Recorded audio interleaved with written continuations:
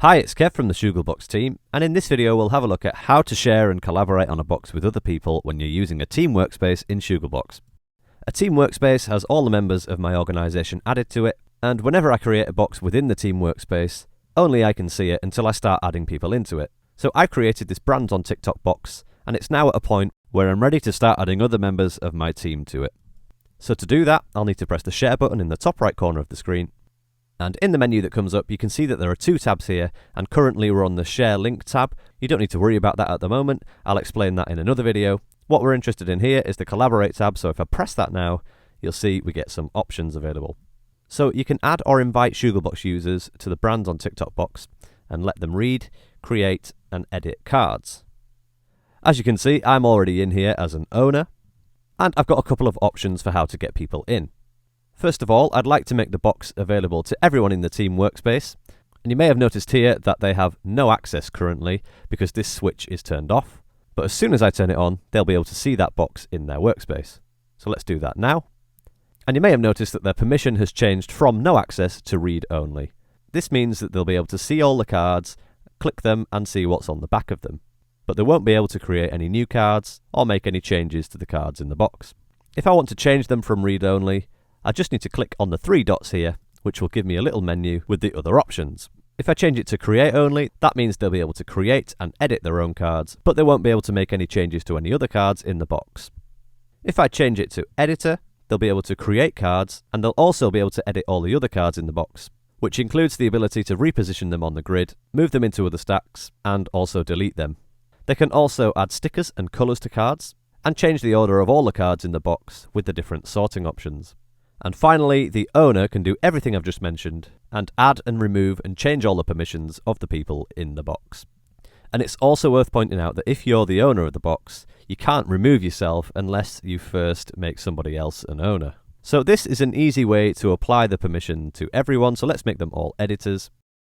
But what if I want to set different permissions for different people within the team? The way to do that is to say View Team Workspace Members, which is this little button here. And I get a little pop-up here that shows me everybody who's in the team workspace. And you can see that they're all set to editor, which is what we just did a moment ago. But let's just say, for example, that I don't want Connor, Dave, and Francesca to be able to edit all the cards. I just want them to be read only. I can just press the plus next to their name, and that will start adding them to a list. I click outside of this box, and you can see that they're in this list here, and there are some options underneath here now. So it says I can send an email invite, which might be a good idea anyway, to let them know that they're in the box. But if I turn that switch off, it means I can just bypass sending the email and just add them straight into the box with whatever permission I assign here. So I said I would make them read only, and I'll press add to box. So now we've gone back to the other screen, and you can see that there's me as the owner, and we've got the whole team as editors, with the exception of Connor, Dave, and Francesca, who are now read only. You'll also notice it says pending next to their name. If I just press that, it tells me that this person's been added to the box, but they've not yet visited. So as soon as they visit, the pending badge will disappear. So you'll know that they've been in. So the other thing I might want to do is add someone from outside of the team into this workspace so that they can collaborate. For instance, it might be a client. So to do that, all I need to do is add their email address to this box here. And for the purpose of this, I'll just add my own and press enter.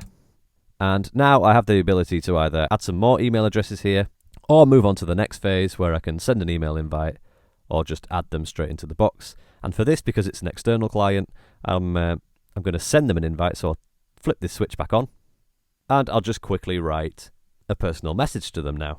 So I'll just write, here is a box showing what brands are doing on TikTok. You'll be able to create cards and look at the other cards from the team. And so now I'll just assign a permission to them, so I'm going to change that to create only, so that means they'll be able to create cards but not make any changes to any other cards. And so this looks like it's all ready. So what I'm going to do is press send invite, and it's just asking me to confirm that. So I'll now press send, and I get the confirmation. So you can see that that name's been added to this list here, and that it says pending, and that they are create only. So once they visit the box, the pending badge will go away. And because they already have a Shooglebox account, you can see that they've got a name and a picture. If they didn't have one yet, they'd have to sign up before they could get into here. But it would just show as a kind of generic image and the email address here, which will only be visible to those who are owners of the box.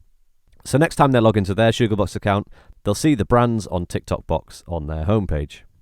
The only thing you wouldn't be able to do with an external client is make them an owner of the box, because you can only do that with members of your workspace.